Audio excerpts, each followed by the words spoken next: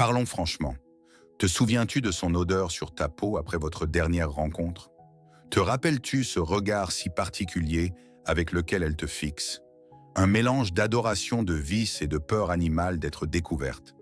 Tu te sens choisi spécial parce qu'elle t'a choisi toi précisément pour s'échapper de sa vie correcte, stérile et bien rangée. Tu crois que vous vivez un amour particulier interdit. Très bien, laisse-moi t'épargner des mois voire des années de tourments intérieurs et d'erreurs fatales. Ce n'est pas de l'amour, c'est un contrat. Et aujourd'hui, tu vas en recevoir les conditions écrites en petits caractères. Tu n'es pas son sauveur. Tu es un médicament puissant, une drogue personnelle et exclusive qu'elle consomme pour calmer le manque appelé ennui et pour se sentir vivante. Tu es sa fuite vers une réalité où elle redevient désirable, perverse, où tout est permis. Mais chaque médicament a une notice d'utilisation.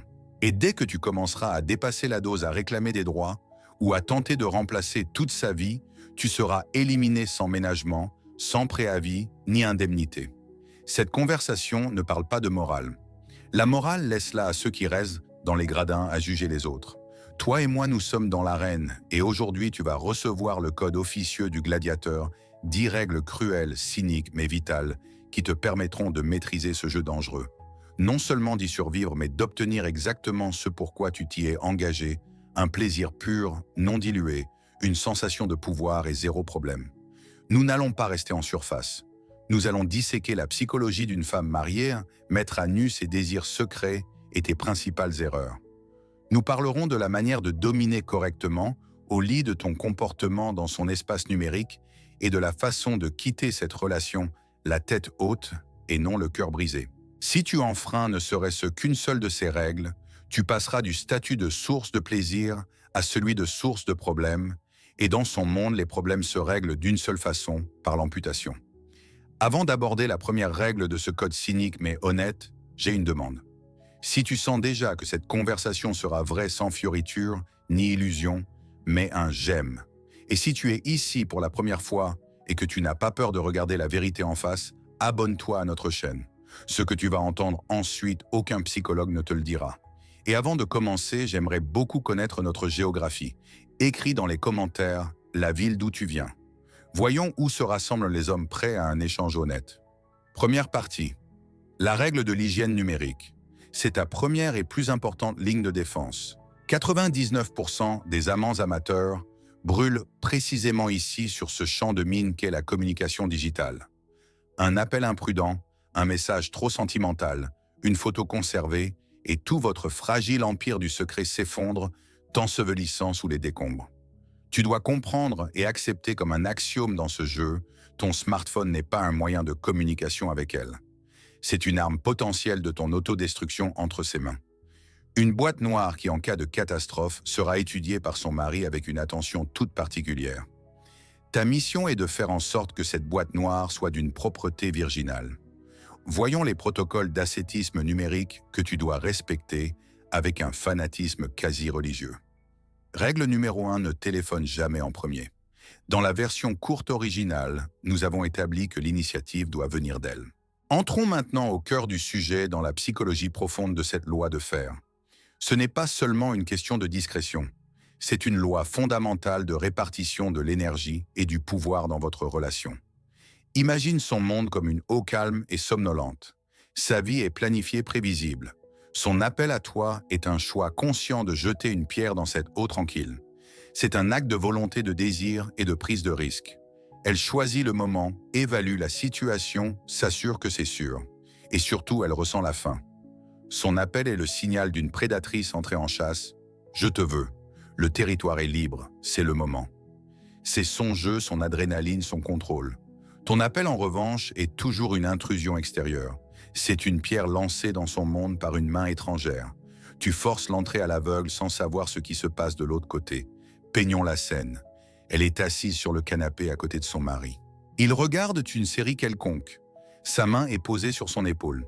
Et à cet instant, son téléphone posé sur la table vibre. À l'écran s'affiche « Sergueï, pneus et réparation ». Son cœur s'arrête une seconde. Ce n'est pas la dopamine de l'anticipation qui envahit son sang, mais le cortisol, l'hormone du stress. Elle doit réagir, rejeter l'appel, inventer pourquoi un garage l'appelle à 9 h du soir. Elle est forcée de mentir, de se tortiller, de paniquer.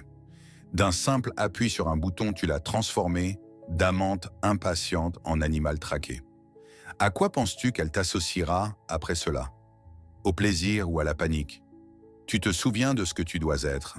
Exactement une fête, pas un problème, emballé dans un appel de plombier. Parlons maintenant de quelque chose de plus subtil, la psychologie de la rareté. L'homme qui attend toujours son signal devient automatiquement une ressource rare. Il n'est pas trop présent, il ne s'impose pas. Il est un prix qu'il faut venir chercher. Son silence crée un vide qu'elle a envie de combler. Elle commence à penser pourquoi n'appelle-t-il pas? Que fait-il? Peut-être voit-il quelqu'un d'autre. Ces pensées sont le meilleur des aphrodisiaques. Elles attisent son intérêt. L'homme qui appelle sans cesse, qui écrit « Salut, ça va ?» est un homme en surplus. Il devient un produit en promotion. Il dégage du besoin une faim émotionnelle, et ce n'est pas pour cela qu'elle est venue vers toi. Le besoin et le quotidien, elle les a laissés à la maison. De toi, elle veut ta faim pour son corps, pas ta faim pour son attention. Qu'elle attende, qu'elle chasse. Ta tâche est d'être toujours prêt à répondre à son appel et à le transformer en événement inoubliable, mais de ne jamais l'initier toi-même. Tu es un agent dormant qui attend la phrase code pour s'activer. N'essaie pas de contacter le centre par toi-même, c'est l'échec de la mission. Règle numéro 2, sois un fantôme dans son téléphone. Nous en avons déjà parlé, mais approfondissons. Devenir un fantôme n'est pas seulement de la discrétion, c'est une philosophie entière, un zen numérique. Pour son monde, pour son mari, ses amis, ses collègues, tu n'existes pas. Tu es un fantôme et ta trace numérique doit être absolument propre, comme si tu n'avais jamais existé. Qu'est-ce que cela signifie concrètement dans les moindres détails? Le nom dans les contacts. Nous l'avons établi, aucun « mon amour » ni ton vrai prénom seulement, un contact fonctionnel et ennuyeux. Igor, livraison d'eau. Alexei, climatiseur. Quelque chose que le mari, en voyant par hasard un appel entrant, balayera d'un geste distrait. Mais il existe un niveau supérieur. Demande-lui de t'enregistrer sous un prénom féminin. Svetlana, manucure. Olga, esthéticienne. C'est un coup de génie. Un appel ou un message d'une autre femme suscite rarement des soupçons chez un homme. Cela t'élève à un tout autre niveau d'invisibilité. Le summum, comme nous l'avons dit, c'est l'absence totale de ton numéro dans son répertoire. Elle le compose de mémoire. Cela transforme votre contact en véritable rituel accessible uniquement à elle. Les messages, aucune histoire de discussion. Votre communication sur les messageries n'est pas de la prose amoureuse, mais un échange de codes pour organiser une rencontre. Cours fonctionnel efficace. Demain à 7 heures à notre endroit, ça te va? Oui, c'est tout. Une fois la rencontre organisée et passée, toute la correspondance doit être impitoyablement supprimée des deux côtés. Tu dois instaurer cela comme une règle intangible dès le début. Explique-le lui non comme de la paranoïa, mais comme la forme suprême de souci pour sa sécurité. C'est votre hygiène numérique. Après chaque rencontre, vous ne vous contentez pas de vous dire au revoir, vous effacez les traces. Vos dialogues pleins de passion et d'allusion ne doivent exister que dans l'instant dans l'air entre vous, mais jamais dans la mémoire de son smartphone. Car la mémoire de son smartphone est un journal potentiel d'Anne Frank, susceptible d'être découvert à tout moment. Sauf que dans ton cas, il ne mènera pas à la compassion, mais à la catastrophe. Et enfin, le plus doux et le plus dangereux, les fichiers médias photos et vidéos. Ici, il n'y a qu'une seule règle sans exception, jamais. Aucun cliché ensemble, même pour vous, même si elle est divine et te supplie d'immortaliser l'instant. À la seconde où tu appuies sur le bouton de l'appareil photo, tu crées une preuve. Tu signes la condamnation de votre secret. Une seule image de vous deux est un document qui fait passer votre relation de la catégorie péché agréable à celle de adultère prouvé.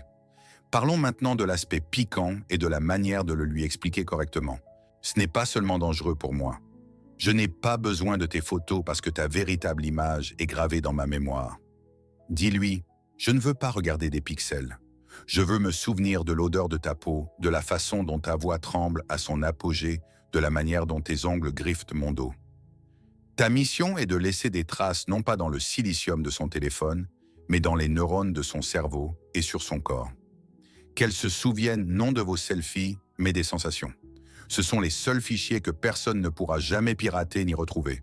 Règle numéro 3, ne parle jamais de votre avenir. Cette règle est la ligne de partage des eaux. La frontière que si tu la franchis, te fera passer d'amant à problème. Grave cet axiome dans ta mémoire et répète-le comme un mantra. Votre territoire, c'est ici et maintenant. Votre temps, c'est le présent. Ce petit îlot de pur hédonisme animal non troublé, où elle s'échappe de sa vie planifiée, prévisible, et soyons honnêtes, mortellement ennuyeuse. Qu'est-ce que son avenir? L'avenir, c'est le territoire de son mari. C'est le remboursement du crédit immobilier dans 10 ans. C'est la visite chez sa mère pour son anniversaire le mois prochain. C'est l'inscription de l'enfant à l'école primaire dans 2 ans. C'est une toile d'obligations et de devoirs. C'est précisément de tout cela qu'elle cherche à se sauver dans tes bras. Elle fuit la prison du futur pour la liberté du présent. Et maintenant, imagine vous êtes allongé après un sexe incroyable. Elle est détendue et heureuse. Et à ce moment-là, tu prononces la phrase fatale. Comme ce serait génial d'aller ensemble à la mer l'été prochain. Que se passe-t-il dans sa tête à cet instant? Un déclic, l'interrupteur bascule. Du mode amante libre et désirée, elle passe instantanément en mode épouse anxieuse. Son cerveau commence à scanner les menaces et à calculer les risques. Un voyage à la mer. Comment prendre des congés? Mentir à son mari? Où trouver l'argent? Et si quelqu'un nous voyait? En voulant lui faire plaisir, tu viens de la ramener dans sa prison. Tu es passé de source de liberté à source supplémentaire de problèmes et de plans compliqués.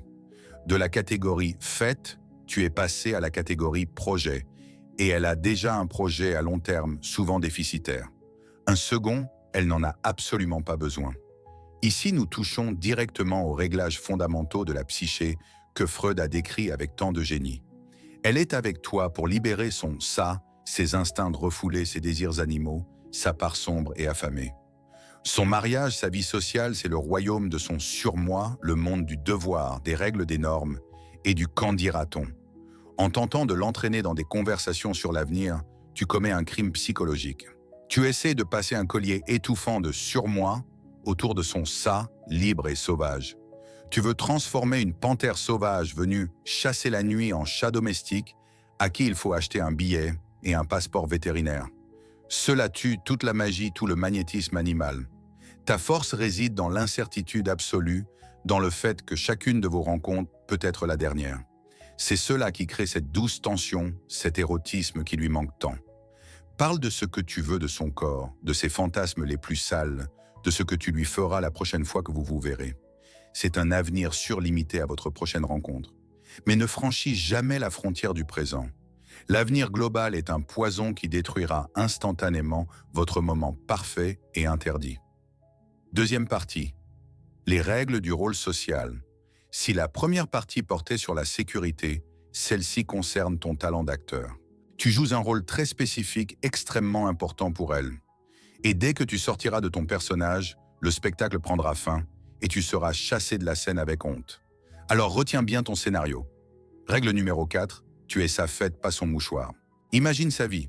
C'est très probablement une succession d'événements répétitifs de devoirs et de compromis. La maison, le travail, les enfants, le mari. Voilà sa prose. Vers toi, elle vient chercher la poésie, l'éclair, l'émotion qui l'arrache à cette routine.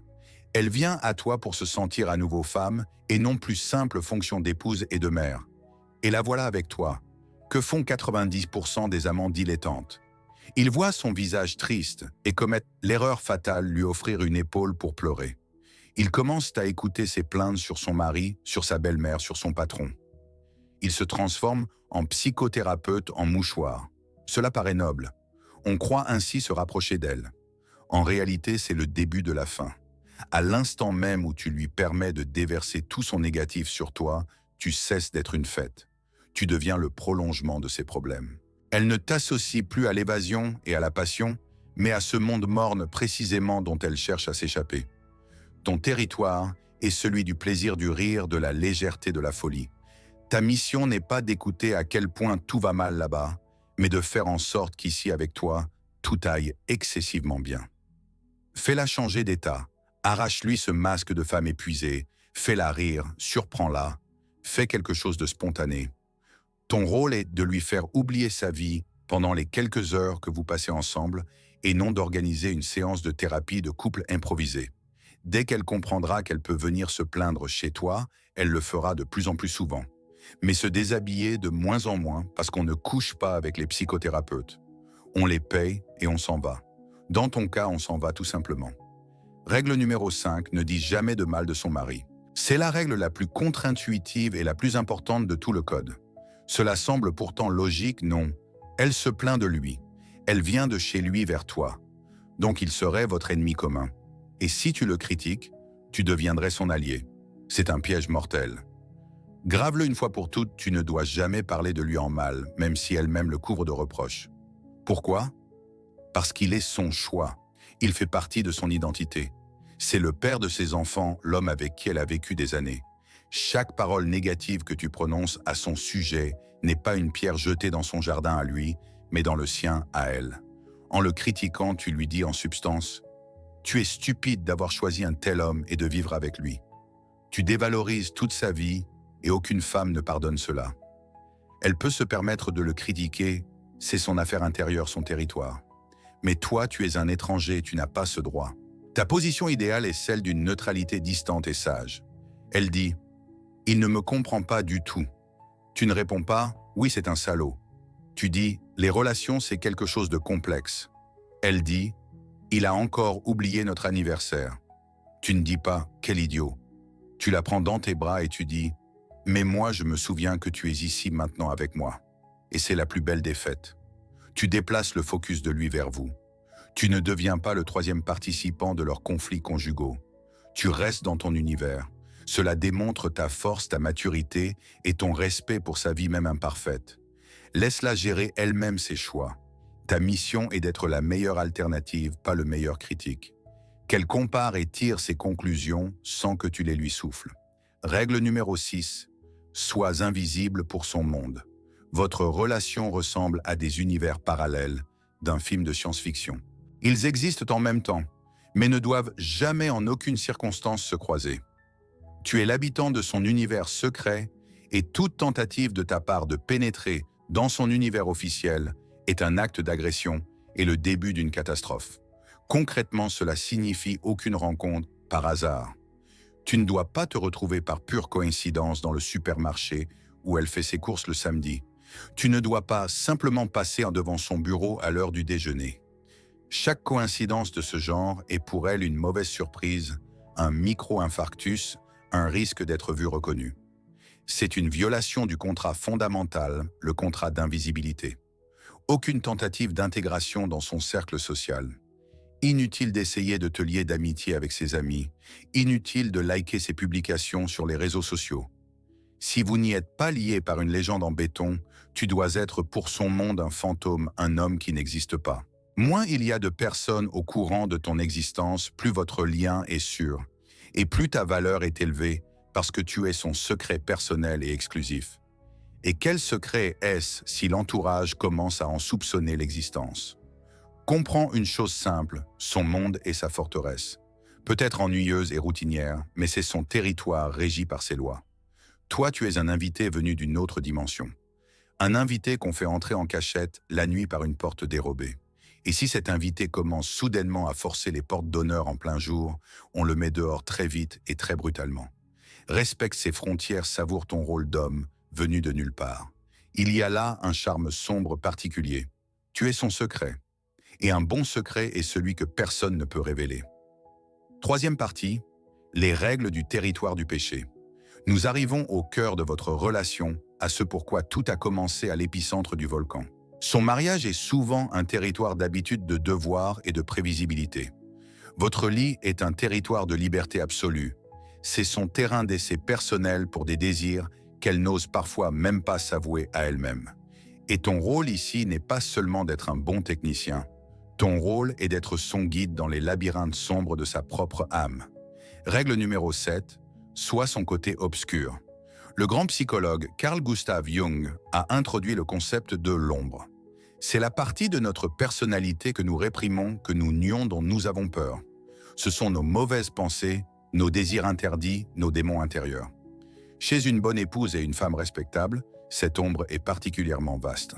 Pendant des années, elle joue le rôle de la dame correcte, socialement approuvée. Mais l'ombre ne disparaît pas. Elle s'accumule à l'intérieur, elle exige une sortie. Et c'est là que tu apparais.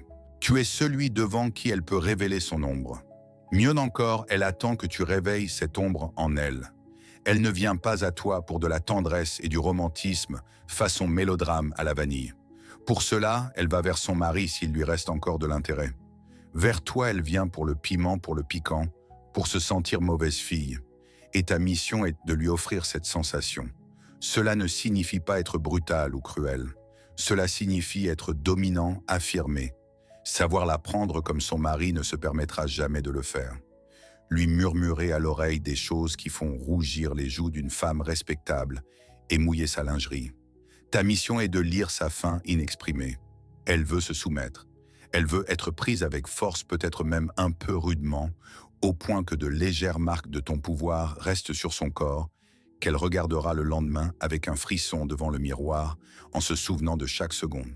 Tu es son péché et tu dois jouer ce rôle à 100%. Sois ce diable venu chercher l'âme de la première de la classe déchue. C'est précisément pour cette sensation de chute qu'elle est venue à toi. C'est ce niveau de profondeur que vous trouverez dans chacune de mes vidéos.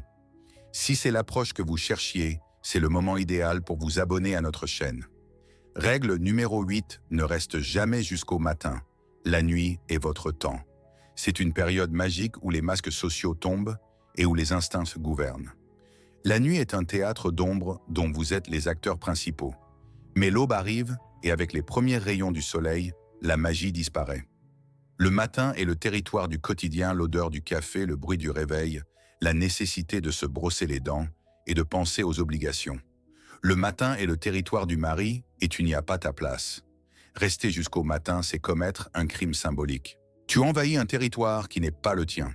De démon nocturne et amant, tu te transformes en cohabitant, en un homme de plus froissé, mal rasé, dont il faut cacher les traces de la passion. Cela détruit toute ton image. Ta force réside dans ta disparition opportune. Tu dois te dissoudre dans l'obscurité aussi mystérieusement que tu es apparu. La fuite matinale n'est pas seulement une mesure de sécurité. C'est un rituel qui préserve ton statut. Imagine-toi comme un commando d'élite en territoire ennemi. Ta mission est de l'accomplir et de disparaître sans laisser de traces. Se réveiller ensemble, prendre un petit déjeuner gênant, réfléchir à comment s'éclipser discrètement de l'appartement, c'est l'échec de l'opération. C'est le banal. Et le banal est l'antithèse de l'érotisme. Ta légende doit être irréprochable. Tu es une vision nocturne, un beau rêve qui s'achève à l'aube. Laisse-la seule avec ses pensées, avec l'odeur de ton corps sur ses draps et avec ce désir douloureux de tout recommencer au plus vite. Pars au sommet tant que la nuit t'appartient.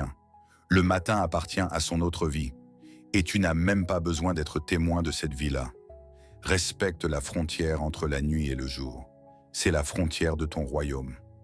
Quatrième partie, les règles finales de la sécurité existentielle. Nous arrivons au sommet aux règles les plus complexes, les plus cruelles, mais les plus importantes. Si les trois premières parties parlaient de tactique, celle-ci parle de stratégie de survie. Il ne sera pas question de dissimulation ni de comportement, mais de ton âme, de ta capacité à sortir de ce jeu non seulement intact, mais victorieux. Car c'est ici que la majorité des hommes se brisent et perdent tout. Règle numéro 9, ne tombe jamais amoureux. Cela sonne comme le commandement le plus cynique et le plus irréalisable.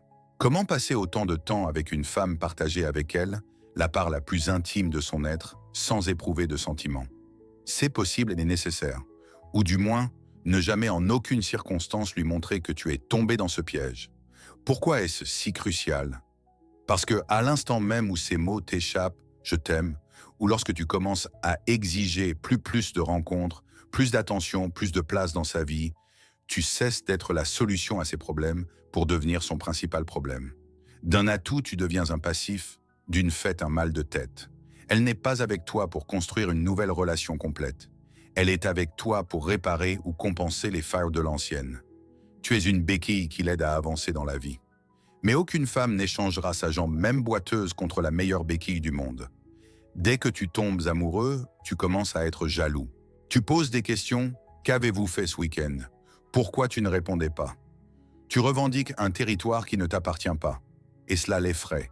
Elle fuit le contrôle de son mari pour tomber sous le tien. C'est le pire des scénarios. Ta valeur pour elle est directement proportionnelle à ton indépendance émotionnelle.